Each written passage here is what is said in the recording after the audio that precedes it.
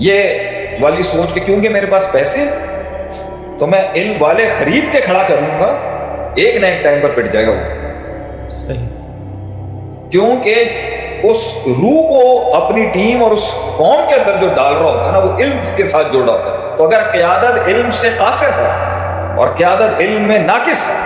اور قیادت اس مطالعے اور مشاہدے میں ضعف کی شکار اور کمزور ہے، وہ روحانیت اور وہ عقیدت اپنے فالوورز کے ساتھ پیدا ہی نہیں کر سکتی اگر اس کو ٹرانسلیٹ کرنے کے لیے اس نے دوسرے ماہرین رکھے. قیادت کے اندر وہ حسن لازم ہے جس کے ساتھ لوگ جڑیں گے کہ اس کے اندر اس فن کا امتزاج میں، وہ فن جس فیلڈ میں وہ کھڑا ہے. اگر سیاست کے لحاظ سے کھڑا ہے تو وہ قوم کی نبض کو سمجھتا ہو، وہ لوگوں کو سمجھتا ہو، ملک وہ سمجھتا ہوگا تو جب وہ بات کرے گا تو وہ ان حالات کے ساتھ انٹیگریٹ کر سکتا ہے. تو یہ تیسری بڑی چیز یہ ہے کہ وہ پہچاننے کے بعد، اس میں محض فن وقت لگانے کے بعد جب وہ اس میں نعرہ بلند کرے تو فیلڈ کے لوگ یہ نہیں کہہ سکتے آپ کیوں اس ڈومین کو کلیم کر رہے ہیں سر، آپ کہاں سے آپ. اس لیے بڑے سال کشتی گھمانی پڑتی ہے حذیفہ کلیم کرنے سے پہلے کہ سر ہمیں تو آپ نہ روکے نا اس فیلڈ میں آنے کے. بڑے سال کشتی قیادت کو گھمانی پڑتی ہے انڈیفائنڈ زونز میں اس قیادت کو کلیم کرنے کے لیے کہ سر آپ تو دیکھ رہے تھے، ہم تو آپ کے ساتھ تھے اس میں. اس لیے قیادت اپنا علمی تنوع، سفر، مطالعہ، مشاہدہ،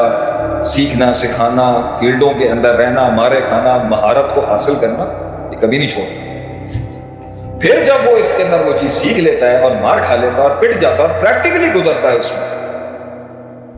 تبھی تو وہ اتارے گا کسی کا. تو اگر سطحی لیول کا علم لے کے وہ اتارے گا کسی کا تو سطحی قسم کی اس کو مقتدی ملیں گے. اگر ڈیپ گراس روٹڈ اس کا علم ہے نا اور ایپلیکیشن اور پریکٹیکل تجربہ ہے، تبھی وہ کسی کو اس ضرورت کو انکلکیٹ، پہلے وہ گلوریفائی کرائے گا اس فیلڈ کو، اس سبجیکٹ، اس پروڈکٹ کو گلوریفائی کرائے گا لوگوں کے اندر. یہ بھی کوئی چیز ہے، مانو یہ بھی کوئی چیز. میں جب مدرسے سے نکلا، دنیا تو باہر سے پڑھی، امریکہ جا کے دین درسوں میں پڑھا، میں نے اس وقت یہ چیز محسوس کی تھی کہ یہ لوگ جو جس لیول پر دین کو ٹریٹ کرتے ہیں نا ہماری کمیونٹی، میں اس کا اس لیول پہ ڈنگا منواؤں گا. یہ کہیں گے، میں یہ نہیں کہتا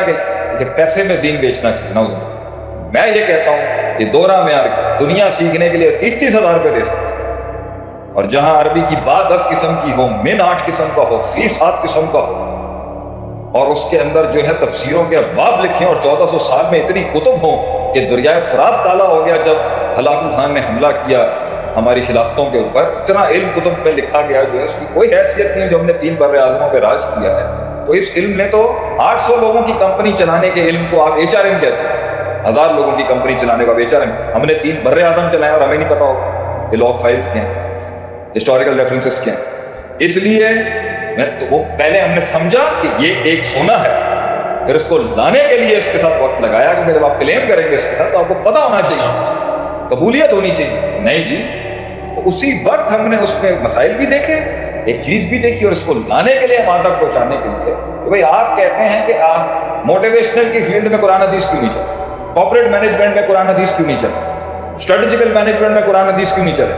ہیومن ریسورس مینجمنٹ میں قرآن حدیث کیوں نہیں چلے، آرٹ آف وار میں کیوں نہیں قرآن حدیث چلے، وار اسٹریٹجیز میں قرآن حدیث کیوں نہیں چلے، اسٹریٹجک مینجمنٹ میں قرآن حدیث کیوں نہیں چلے، آپ کا ڈیسیشن میکنگ میں قرآن حدیث کیوں نہیں چلے، لیڈرشپ کے اندر قرآن حدیث کیوں نہیں چلے،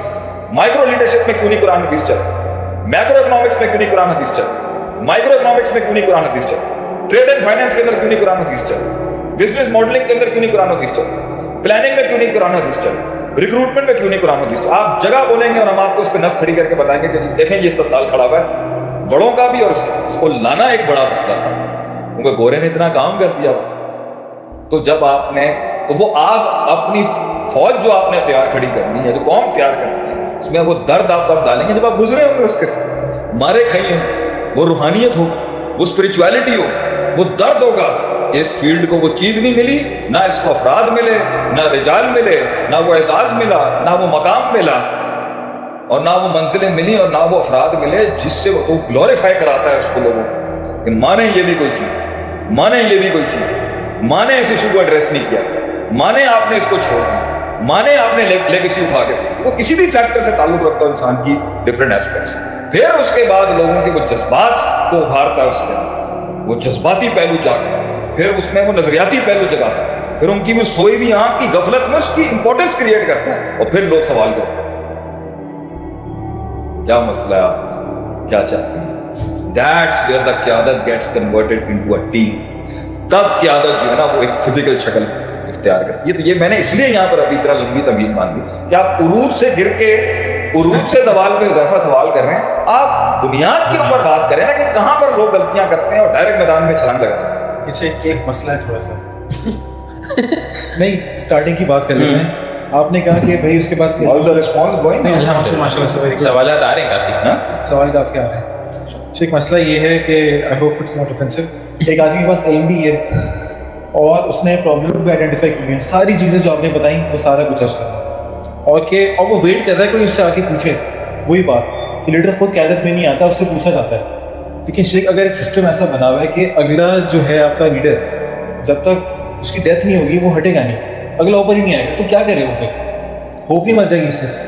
دیکھیں قیادت کا ایک سب سے بڑا مسئلہ یہ ہوتا ہے کہ اس نے دوسری قیادتوں کو تخلیق کرنا ہوتا ہے. قیادت کا سب سے امپورٹنٹ ایسپیکٹ جو میں نے سمجھا ہے نا کہ اس نے دوسری قیادتوں کو تخلیق کرنا ہوتا ہے. لیڈرشپ کا سب سے اس نے سیاستیں دیکھنی ہیں, اس نے جنگیں لڑنی ہیں, اس نے نیریٹو کی ووٹ جیتنی ہے, اس نے آئیڈیا کریشن کرنی ہے, کریٹیوٹی کرنی ہے, لوگوں میں اپنا میسج انکلکیٹ کرنا ہے, اس نے جنگیں لڑنی ہے, اس نے بہادری دکھانی ہے, اس نے شجاعت دکھانی ہے, اس نے رحم رکھنا ہے, اس نے تربیت کرنی ہے, اس نے کور ویلیوز کو اسٹرانگ رکھنا ہے, اس نے کور بھی. یہ ساروں سے ہٹ کے اس کا سب سے بڑا ایک کام یہ ہے کہ اس نے دوسرا قائد کریٹ کرنا ہے کہ اس ویژن کو کیری کر کے آگے اس کی فارمز میں مختلف ڈائیورسٹیز میں لے کے جائے. تو جب اس کی سوچ تھی دوسرے قائدین تیار کرنے کی تو وہ خود کیسے سیٹ پہ بیٹھ سکتا ہے اتنی؟ اگر نہیں یہ سوچ تو اگر آپ یہ مت کہیں نا کہ نہیں تھی, آپ جو ظاہر ہے اس پہ فتویٰ لگے گا.